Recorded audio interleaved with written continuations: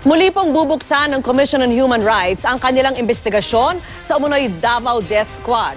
Kasunod po yan ng muling pagharap ni retired SPO3 Arturo Las Cañas sa Senado kung saan idinin niya ang Pangulo tungkol sa umunoy DDS.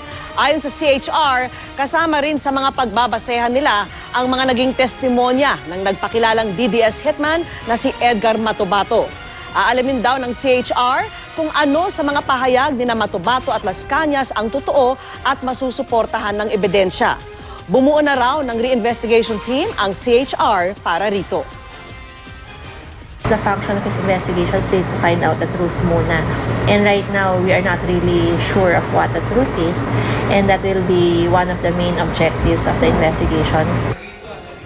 Sa talumpati ng Pangulo kahapon, kinumpirma niya na mayroong Davao Death Squad pero hindi raw siya ang lumikha nito.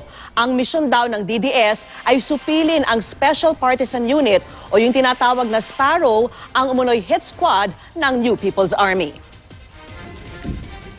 No, if you really ask, andyan yan sila. I am not into excuses, no apologies, pero you should learn more about DDS. It was organized to combat yung Sparrow noon sa Davao.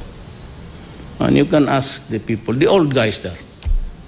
It was then known as the DDS martial law. Yung nagbabanatan yung Sparrow pati